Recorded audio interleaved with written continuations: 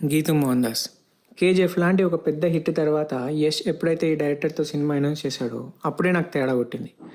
బాహుబలి లాంటి సినిమా తర్వాత సుజిత్తో సినిమా చేసి ప్రభాస్ ఎలాంటి తప్పు చేశాడో అలాంటి తప్పే యష్ చేస్తున్నాడు అనిపించింది. అట్లీస్ట్ బాహుబలి ముందు సుజిత్ రన్ రాజా రన్ లాంటి ఒక కమర్షియల్ సినిమా తీశాడు. ఈ డైరెక్టర్ చేసినవి 2 ఇండిపెండెంట్ సినిమాలు, అవి కూడా ఫెస్టివల్ ఆడియన్స్కి నచ్చే సినిమాలు. అట్లాంటి ఒక డైరెక్టర్ ఇలాంటి ఒక కమర్షియల్ స్టార్ని ఎలా హ్యాండిల్ చేస్తుందో అనిపించింది. ఆ హ్యాండింగ్లోనే తేడా కొట్టింది. సినిమా మొత్తం నాన్ సింక్లో ఉంటుంది. సినిమా మెయిన్ జానర్ ఏమో ఎమోషనల్ డ్రామా, బట్ అది చెప్పడానికి ఎంచుకున్న back drop gangster back drop. ఈ 2 ఎక్కడా కూడా మిక్స్ కాలేదు. అండ్ ఈ సినిమా మెయిన్ ఎమోషనల్ పాయింట్ ఏదైతే ఉందో అది చూసిన తర్వాత నాకు ఒకటి గుర్తొచ్చింది. కొంతమంది కవితలు రాస్తారు, ఆ కవితలు వాళ్ళకి తప్పితే ఎవరికి అర్థం కావు. ఈ సినిమా కూడా అట్లాంటిదే. కేజీఎఫ్ సినిమాలో అమ్మ కోసమని హీరో ఏదేదో చేస్తూ ఉంటాడు, ఈ సినిమాలో కూడా అంతే. అక్క కోసమని హీరో ఏదేదో చేస్తూ ఉంటాడు. బట్ డిఫరెన్స్ ఎక్కడొచ్చిందంటే కేజీఎఫ్లో హీరోగా చూపెట్టిన సీన్స్ కనెక్ట్ అవ్వడానికి ఈజీగా ఉంటాయి. ఎందుకంటే ఆ హీరో ఎవరినో కాపాడుతున్నాడు, ఎవరికో హెల్ప్ చేస్తున్నాడు, ఇట్లాంటి థీమ్స్తో ఆ సీన్స్ ఉంటాయి. సో ఈ థీమ్స్ అన్నీ ఆడియన్స్కి అలవాటైన థీమ్స్. సో ఆడియన్స్ ఈజీగా ఒక హీరోకి కనెక్ట్ అయిపోతారు.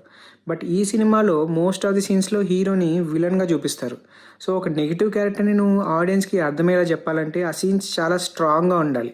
ఇక్కడ ఏ ఒక్క సీన్ కూడా స్ట్రాంగ్గా ఉండదు. మెయిన్ రీజన్ ఎందుకురా అంటే ఆ డబ్బింగ్ అండ్ డైలాగ్స్. లిప్సింగ్ బాగానే ఉన్న ఆ డైలాగ్స్, ఆ డబ్బింగ్ చెప్పిన విధానం ఎక్కడ కూడా మనల్ని క్యారెక్టర్స్తో కనెక్ట్ అవ్వనివ్వదు.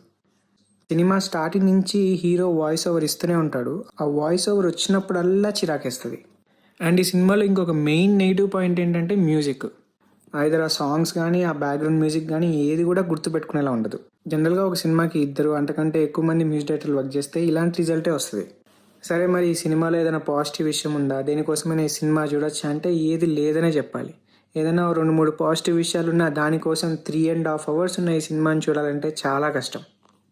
వీడియో స్టార్టింగ్లో చెప్పినట్టు ఒక కమర్షియల్ సినిమా తీయని డైరెక్టర్ యొక్క ఇన్ఎక్స్పీరియన్స్ ఈ సినిమాలో ప్రతి సీన్లో కనబడుతుంది. సో నాకైతే ఈ సినిమా నచ్చలేదు. ఒక కబాలి, ఒక ఇండియన్ 2 చూసిన తర్వాత ఏ ఫీలింగ్ వచ్చిందో ఈ సినిమా చూసిన తర్వాత అదే ఫీలింగ్ వచ్చింది. మీకు ఈ రివ్యూ నచ్చినట్లయితే please like this video and subscribe to my channel. Will meet in the next video.